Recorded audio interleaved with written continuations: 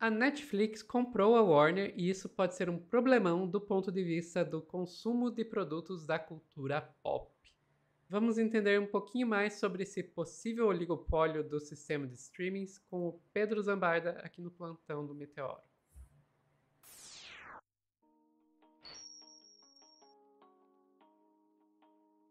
Praticamente monopólio, né? Oligopólio a gente ainda tá sendo bonzinhos aqui. É que tem uma meia dúzia, assim, tem a Paramount ainda, né? Mas daqui a pouco vai ser comprado por alguém, tá? Um negócio assim. Na verdade, gente, o mercado internacional de entretenimento, e sobretudo o mercado americano e europeu, ele tá tendo aquele.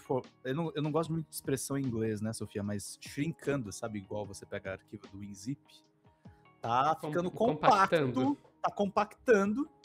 A inteligência artificial veio aí para ocupar algumas vagas, porque aumenta a lucratividade desses CEOs. E a gente teve essa compra aqui, que o Rafael Silva resumiu numa notinha no Drops, que é o site que eu edito. Netflix vence leilão e deverá ser a nova dona da Warner Bros. Caso a compra seja finalizada, a Netflix se tornará dona de séries como Game of Thrones, Last of Us e da marca Harry Potter. Ou seja, vai ter Harry Potter e muita autora transfóbica na Netflix agora. De acordo com informações conseguidas pelo site Deadline, a Netflix venceu o leilão para a compra da Warner Bros. Discovery. Lembrando, já teve uma associação da Warner com a Discovery, né, Sofia? E aí chegou a empresa e comprou os dois. E deve agora iniciar as conversas para finalizar a aquisição do estúdio. Segundo fontes envolvidas com o negócio, a Netflix ofereceu o valor de $28 por ação, sendo a maior parte paga em dinheiro. Este valor envolve a compra da Warner Bros. Studios e de todo o catálogo da HBO Max. De acordo com a Bloomberg, a Netflix ainda pagaria uma quantia de 5 bilhões caso o negócio não seja finalizado. Segundo a apuração, as negociações causaram revoltas entre os executivos da Paramount, que entraram no leilão como os únicos interessados em adquirir a Warner Bros. Discovery por completo.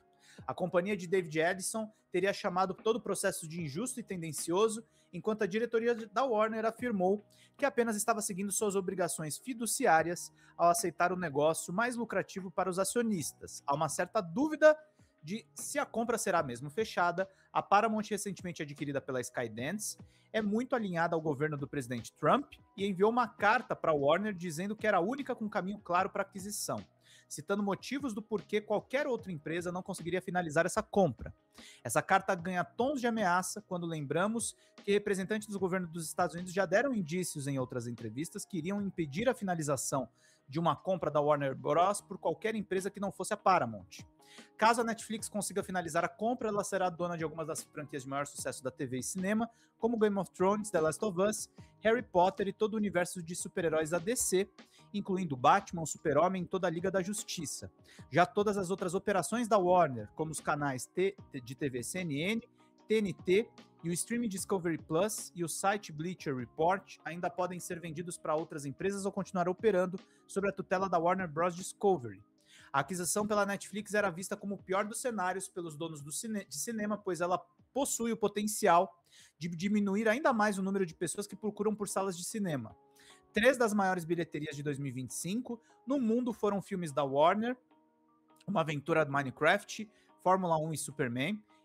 E caso a compra da Netflix seja finalizada, há um grande receio de todas as produções dos estúdios se transformarem em lançamentos diretos para o streaming. E posso te falar, Sofia? A Paramount pode surtar o quanto ela quis. O plano da Netflix é esse mesmo. Eles não querem mais sala de cinema.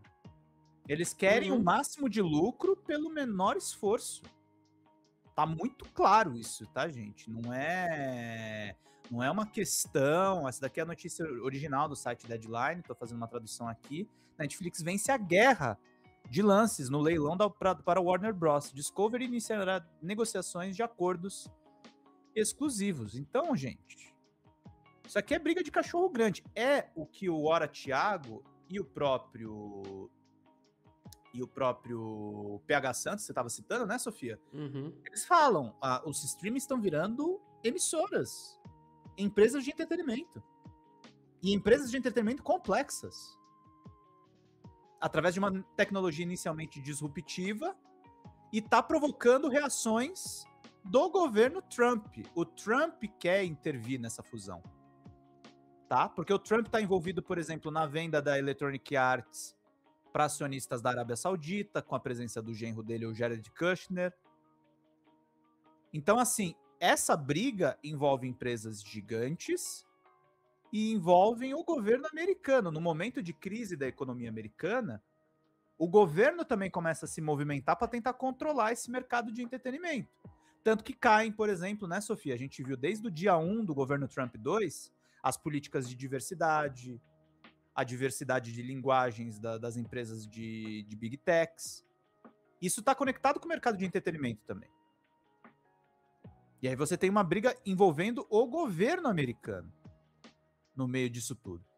E além disso tudo, de todos esses elementos que eu tô jogando aqui para vocês nessa notícia, gente, tem a questão que tá em tramitação no Congresso, o PL do streaming. E eu conversei sobre isso com o Hora Thiago, e ele falou desse problema das aquisições dos sistemas de streaming e de como esse PL do streaming favorece favorece essas empresas gigantes e o eixo São Paulo-Rio. Ou seja, Sofia, pode ser que a gente tenha consequências negativas também para as produções independentes brasileiras. De estados no Nordeste, de estados em outras regiões que não recebem o lobby dessas empresas de streaming. Olha o tamanho do problema que o Thiago fala pra gente, vamos lá. Fora do eixo do Grupo Globo, por exemplo. E aí fica o governo, na verdade, assim, que é o karma do Lula desde o primeiro mandato. Dinheiro e mais dinheiro público indo para os grandes players. É um negócio que tem um discurso assim progressista, mas ele financia também as rádios comunitárias. Teve a questão do surgimento dos sites progressistas, mas fica num residual, cara. É residual. Não só é residual, como a gente não coloca. Nós, né? Nós, comunicadores de esquerda, muitos de nós, né? Eu sei que tem gente que fala, eu tô falando, nós estamos falando aqui, mas muitos dos grandes players, comunicadores do campo progressista de esquerda, não debatem esse assunto com a seriedade que ele demanda. Não coloca a questão da mídia, do audiovisual, da cultura, como um espaço de disputa de poder. Aí a gente se assusta depois, quando a gente vê que o agronegócio está lá inserido na música sertaneja, sabe? Quando a gente vê que as emissoras locais são de deputados do Centrão, sabe?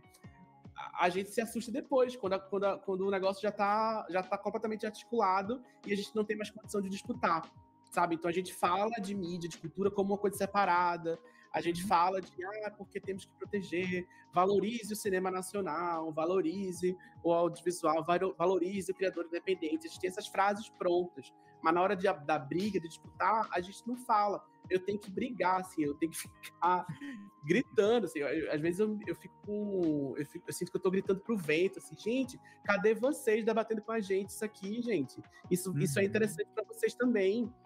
Isso não é só interessante, isso é urgente para todos nós. A gente tá falando de mídia, olha o tamanho do Brasil, como é que a gente se comunica com um país desse tamanho?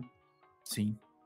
E como é que a gente vai se colocar na discussão só agora? Era pra gente ter falado sobre isso no começo, quando eu tava com a Jandira.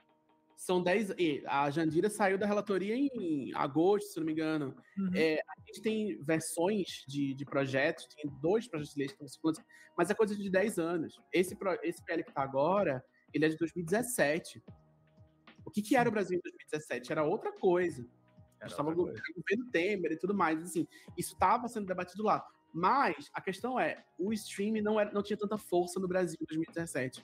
A gente tinha mais condições de barganhar alguma coisa em 2017. Tudo bem, governo Temer, tudo bem, beleza. Mas, assim, se a gente não disputa agora, a derrota já está dada. Tá. Porque a regulação, ela vai acontecer. Independente da forma como ela vai ter. Qualquer regulação. Não existe setor sem regulação.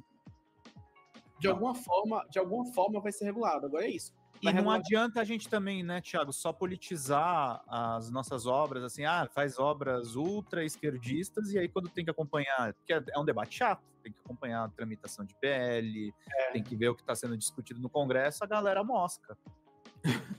A galera mosca, mas assim, grandemente, assim, é um negócio... Tudo bem, nem todo mundo precisa se envolver nessas minúcias todas, isso eu faz entendo, parte. Faz parte e tal. Mas nem na hora que o assunto está em alta, assim, eu lembro que na época que estava se falando de soberania nacional, eu fiz eu fiz conteúdo falando, gente, soberania nacional também é cultura. Soberania nacional também é cultura, e a cultura, ela também é um espaço de poder, a cultura também é um campo de disputa de poder geopolítico. Vocês sabiam que, sabe? Entende? E agora, Sofia, a gente tem um PL avançando para agradar a Netflix, que vai atentar contra a soberania brasileira. Pois é, e a Netflix que está ficando ainda mais poderosa do que já era com a aquisição da Warner.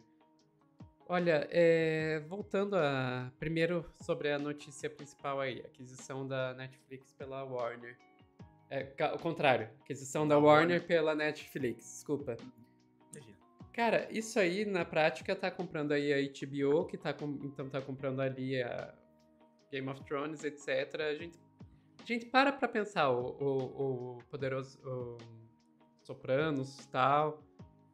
Para pra pensar, vocês realmente acham que a Netflix teria feito obras como aquelas? A Netflix que é totalmente guiada por algoritmo, que já parte do pressuposto que você tá usando ela como segunda tela, e justamente por isso fica fazendo os roteiros todos, as pessoas ficam descrevendo o que está acontecendo, repetindo a mesma coisa 1000 vezes, porque parte do pressuposto que a pessoa não está prestando atenção totalmente naquilo que ela está assistindo. Você realmente acha que tem obras boas que podem sair desse modelo?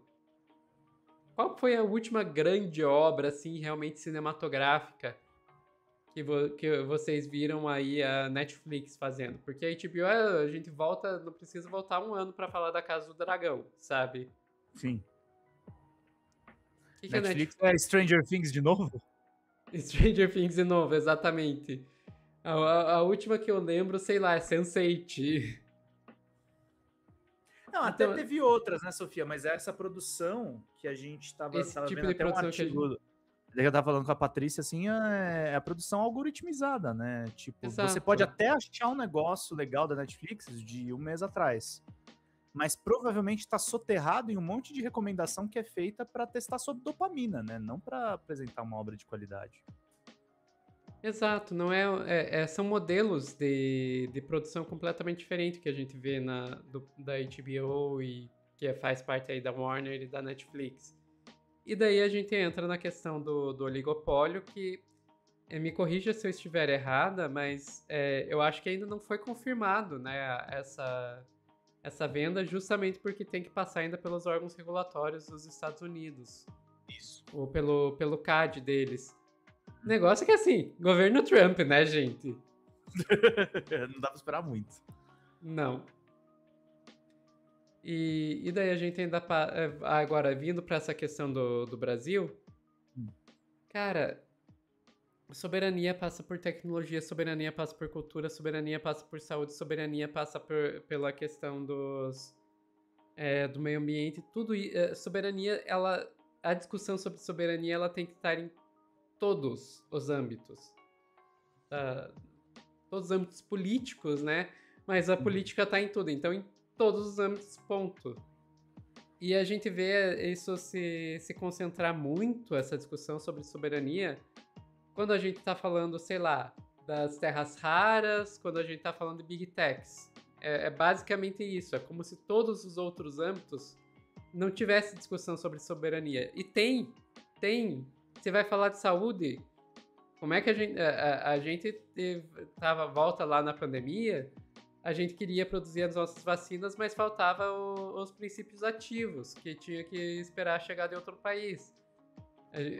A gente vai falar de educação, gente, as nossas universidades todas estão com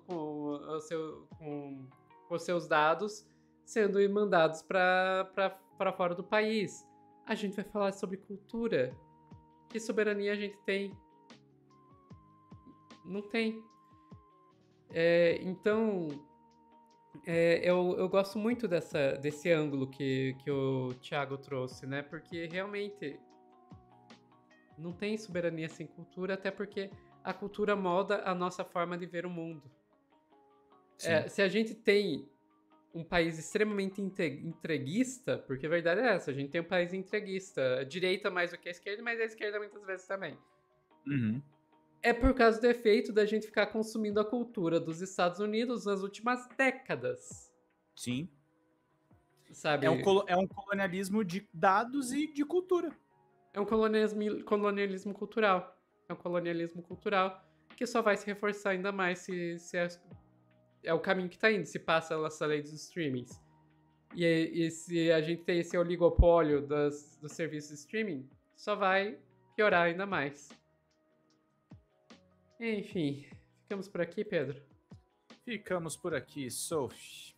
Pessoal que tá assistindo ao vivo, não sai daí que a gente já volta com mais notícias. Não, a gente vai dar um tchauzinho pra vocês aqui no Plantão do Meteoro. Eita, que travou. Aí, agora foi.